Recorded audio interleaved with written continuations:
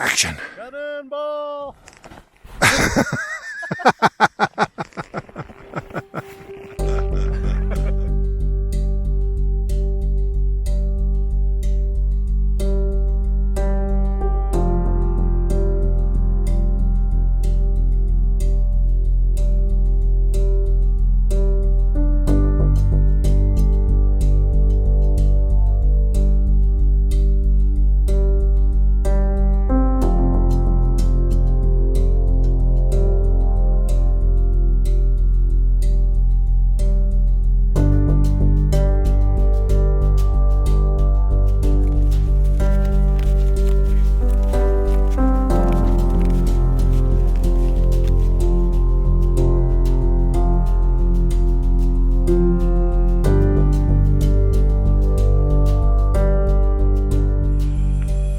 Hello everybody, hope you're doing really well.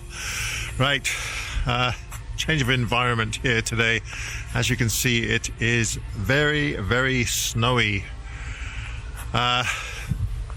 So I've decided to go on a trip to the Rockies, and I'm meeting up with Gavin Hardcastle and a couple of other YouTubers who I'll introduce to you a little bit later. But as you can see, there's an awful lot of snow. The road conditions from Vancouver up to an area called the Coquihalla I was really dreading, but actually it wasn't too bad. It was just a lot of rain, just tons of rain, a lot of hydroplaning. But as I'm going farther and further east, there's more and more snow, and there's a lot more snow in the forecast. Rogers Pass, which is a high pass through the mountains, is closed off right now until 8 o'clock. They're blasting for avalanche safety, so it's going to be a really long day. I'm hoping to make it to Emerald Lake, which is near the town of Field in Yoho National Park, but we'll just have to see how it goes. So, you know, when things are really slow, what's better to do other than make tea, right?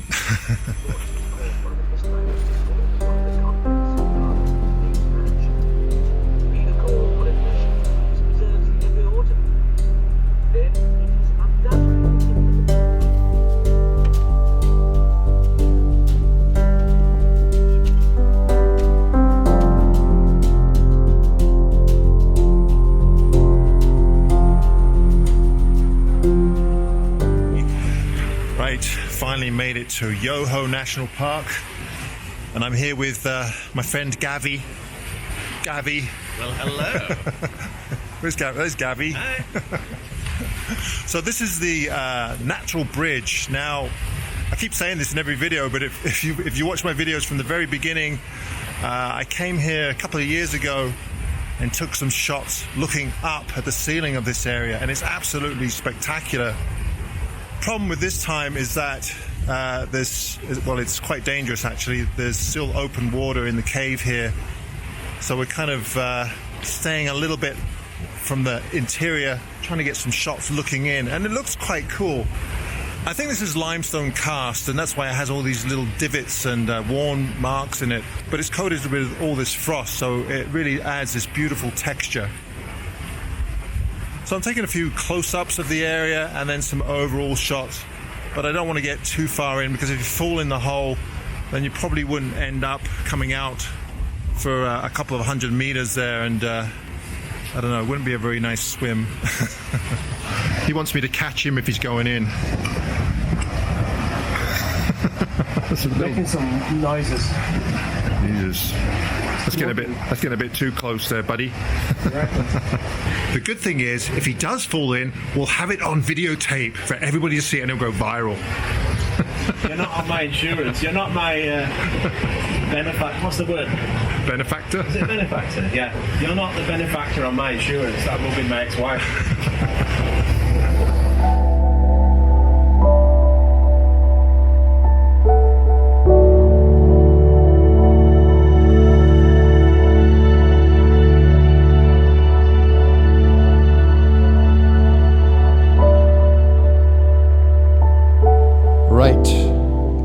months ago, some of you will recall I made a video about fails or mistakes that I'd made in photography. Well, I have a feeling that I'm going to be making another one of those very, very soon, because on this trip I made a lot of mistakes. Now, with these two images here, I didn't actually take these when I was standing there with Gavin. For whatever reason, I accidentally reformatted my cards in my Nikon. So the images that I took, I actually erased. So I took these images about 4 or 5 days later on my trip back to Vancouver. So the water was a little bit more frozen and it was a little bit more stable to stand on. Now, I quite like these photographs, but I must admit I much prefer the images looking up at the ceiling that I took a couple of years ago. Now, if you are going to go to the Natural Bridge area and photograph the interior in the winter, be extremely careful because it is very dangerous. The water in that section that was in front of us is quite deep, so if you did get sucked under, there's probably a good chance that you wouldn't come out again until the spring. So do be very careful. It's not a bad idea to bring some crampons with you and a buddy just in case you fall through the ice. But it is a very cool area, very neat photography, and I highly recommend it. Oh, look at this business, eh, Gavin? Hey! You're going to get a lawsuit if you carry on with that. So I've come down to Emerald Lake with Gavin and a new friend, Brent. I'm sorry, I don't know Brent's surname. I'll have to ask him. Now those guys are just down here. There's a couple of other photographers there photographing the restaurant with the lights and the lake beyond and the mountains. And it's a beautiful scene, but I don't know, it's been done so many times and it doesn't really interest me all that much. Now right now, the conditions are just perfect. The only thing that isn't great right now is the light. It's really flat. Now there is some blue sky over to the west, so I'm hoping that we might get a little bit of light shining on the peaks beyond. I'll just show you what I have here. So I'm standing on a little bridge here, and we have the creek here, and then we have the peak in the background, and then the blue sky is just over here. So I don't know, we'll wait and see, but I'm not going to take any photographs until I get a little bit of decent light. Actually, the photographer count isn't too bad today. I can count, well, there's 4 people there, which isn't too bad. In the summer, I think there's just lines of people all taking the same shot.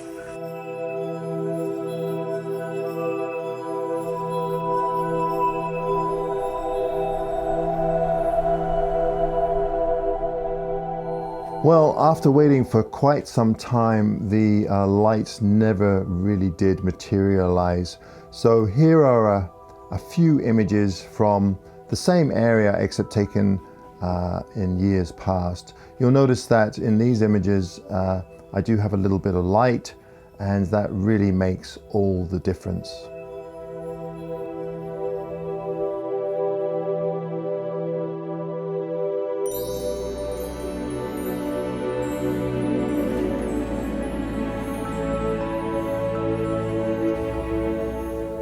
So after feeling a little defeated, I decided to head down towards the lodge where Gavin and Brent were photographing the infamous restaurant with the mountains in the background.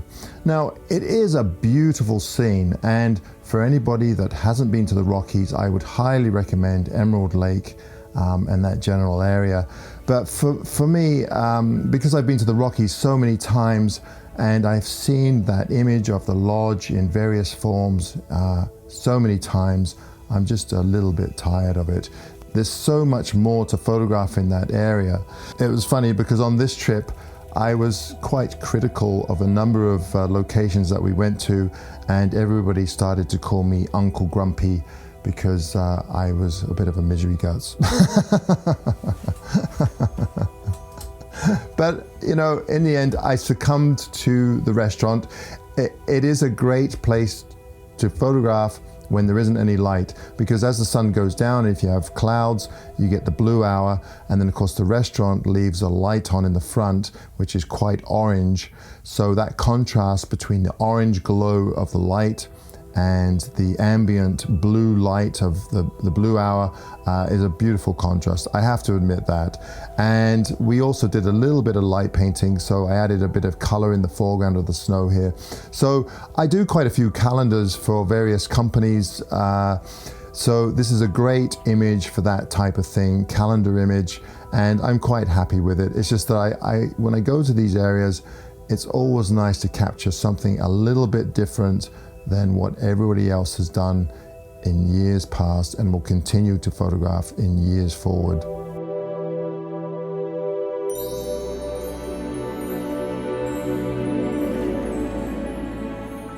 Right, I hope you enjoyed the first in the series of these Rockies videos. Later that evening, we met up with Thomas Heaton and Nick Page, and we just had an awesome time in the Rockies. If you haven't seen their videos, which I'm sure most of you probably have already, I'll leave a link to the videos below. Be sure to tune in for next week's installment, and until then, please be sure to give me a thumbs up, and if you enjoy the content of my channel, don't forget to subscribe. All right, everybody, thanks for watching. Till next week, bye for now.